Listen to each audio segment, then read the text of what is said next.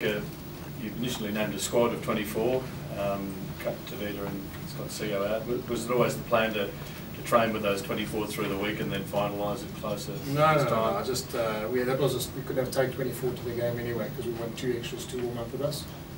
One of the sort of added values you have of playing at home is you can get guys to the ground and they can actually help us to warm up. So 1 extra back, 1 extra forward for the warm up. That's why you've got a squad of 24. Okay. And just looking at the decisions that you've made, obviously Henry Spate on the wing in place of Joe Timone.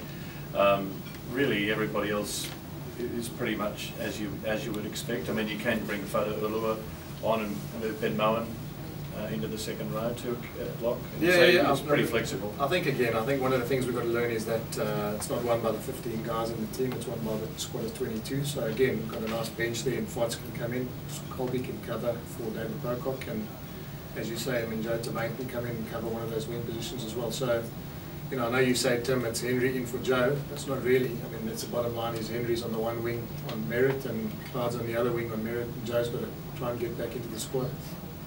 Saliba, his debut, Jake, he's impressed you, no doubt, pre-season. Ready for the opportunity too? Yeah, look, I mean, he's obviously waited a long time. The poor guy came here and got 2 terrible injuries last year and basically had to wait for Anthony Hegarty to finish his campaign. So, yeah, I mean, I'm sure he's been waiting for a long, long time. I watched him play. I went to Perth and watched him play there when I signed him, and you know, he's a really talented guy. So I'm hoping that all the time that he's had off and all the work that he's been putting up with Dean and in the S&C block is going to help him in the weekend. Is the side that you've named it the strongest side possible that you could put on the park? I mean, Pat McCabe obviously battling injury at the moment, but is this the? This is pretty much it, isn't it? I mean, Tim, you know, as I said, this is by far the best side we can put on the field for this weekend. You know, again, there's no use trying playing ducks and drakes. In reality, that's our team. We know our job. We know we're playing at home. You know, I read obviously the Reds are bringing a squad of 23, and they're going to make up their mind. You know, when they get here, that's fantastic for them. You know, what's nice about our team is we've not only finalised our team this week. We've known for a long time that team would run out and play.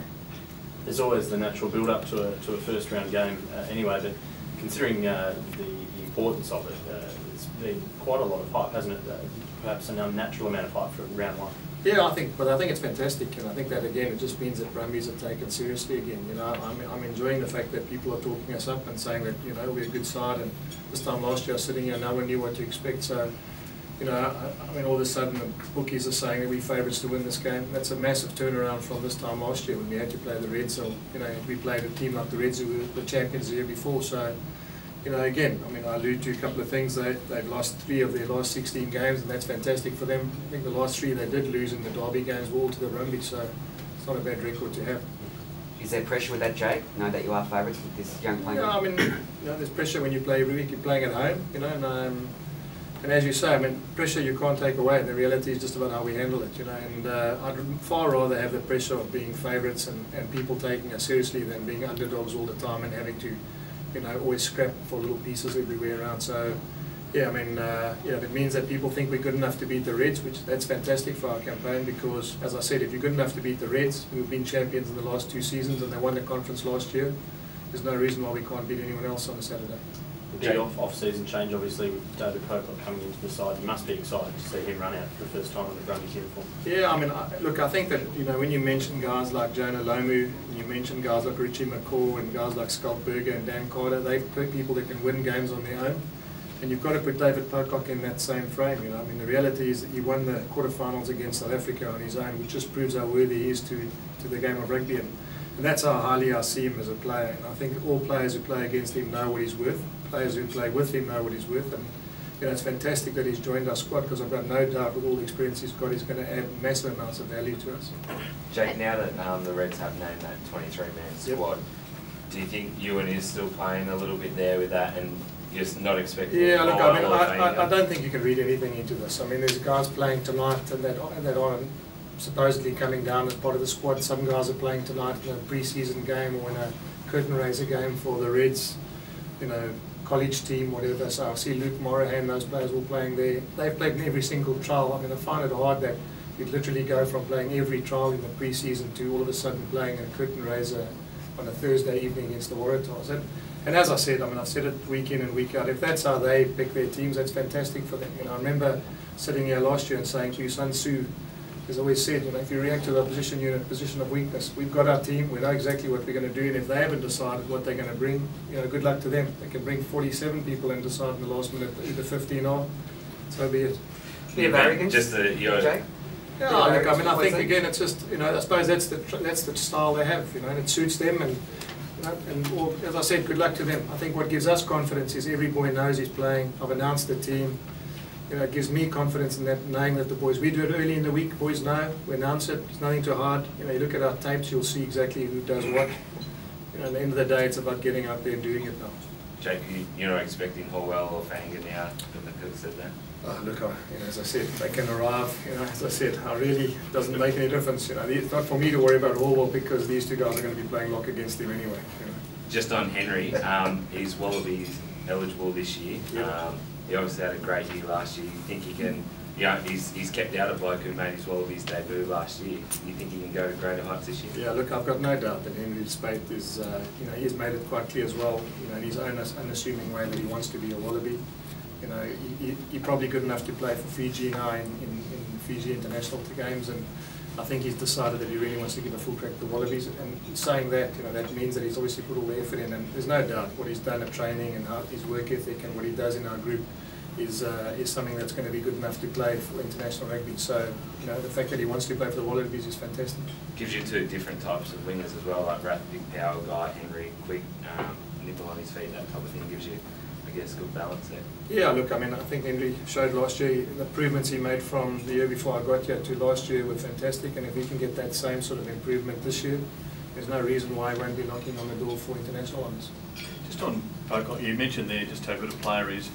Do you think that he has the ability to lift this team then to the next level, do you? Yeah, I do. I think that that's probably why we got him here, because I thought that that's one area where we need some experience. I spoke a lot about the fact that we've got such a talented group of players, but we just needed some more wise heads around us, some boys who've been there and done it. And a guy like Clyde and obviously David joining our team now, I mean, they've probably got close to 100 test caps. You know, in Super Rugby games, Clyde's in his 50th on the weekend.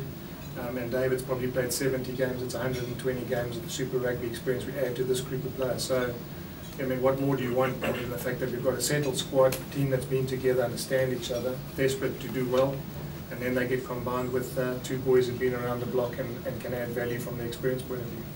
Jake, Matt and Christian, obviously their first big game back from lengthy injuries. Happy with the way that they've come on through the pre-season? Yeah, look, I mean, I'm very happy, and I think that, to be fair, I mean, I've got to say, Matt Tamua I really think he's going to stake a massive claim this year as well. You know, he's big, he's strong, he defends very well. You know, I think he probably hasn't been lucky enough to play enough rugby in the last couple of years, and I'm hoping that the more time he spends on the field now, the better it's going to be, not only for us, but also for the combination of him and Christian together. How's the lead-up been this last week? I mean, we have had the drug scandal, the doping scandal that's come out.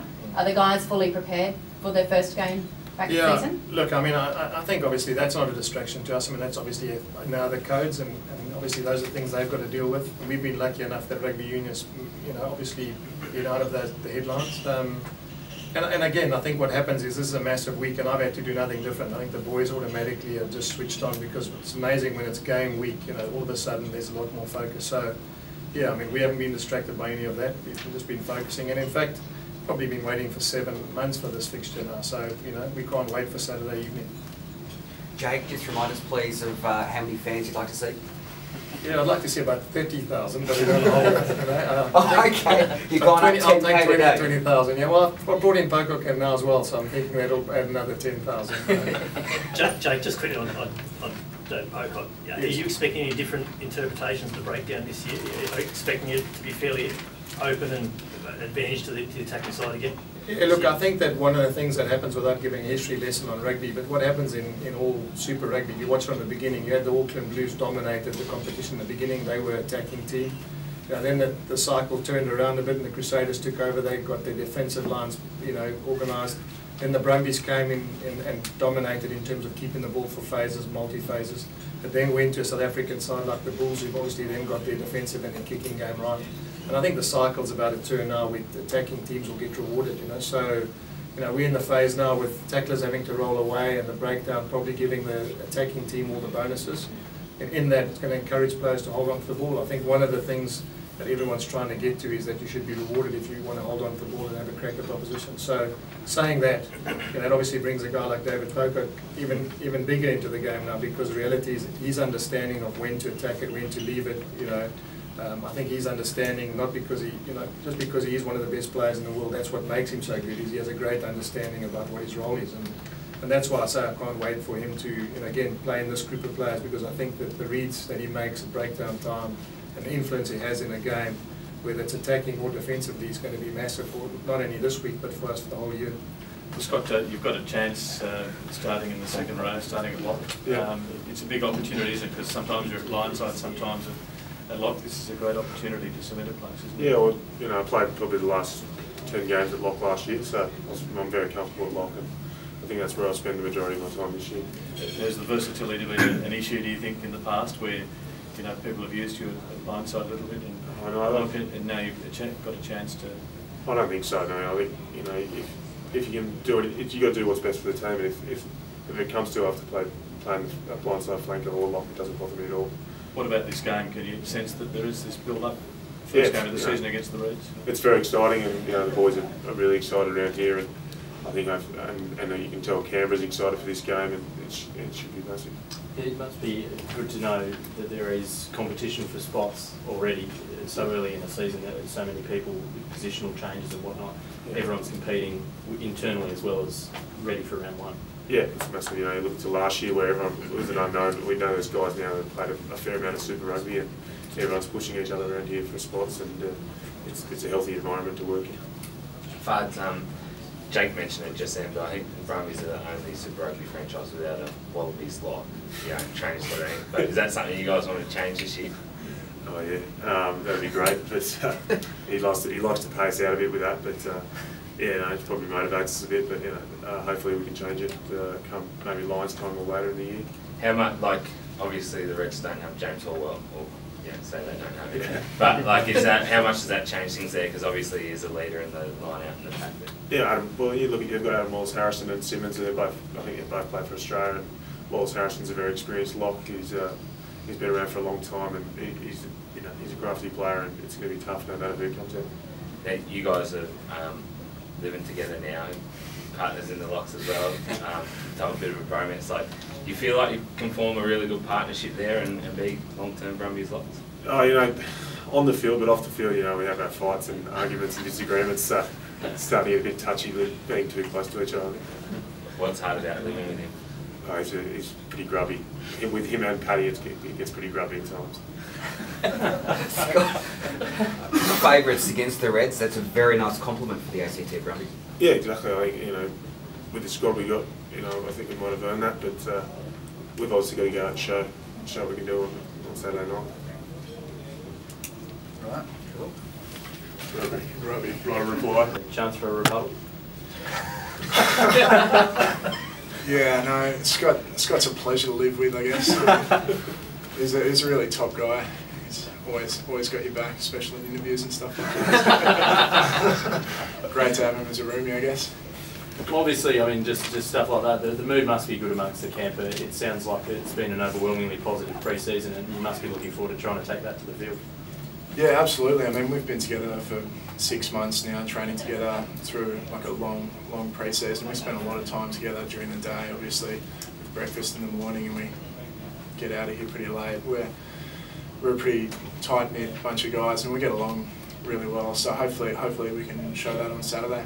Tell us about the advantage that you believe that gives. That's something that's I guess newish to a lot of clubs in Australia anyway. Absolutely. Obviously we come in here together and we eat together, we train together. Sometimes I guess you spend a bit too much time together. It's like one big family. Other clubs and franchises aren't really doing that. They come in at separate times and they train together, but they don't spend the whole day together. So hopefully that does give us an advantage when we play this year.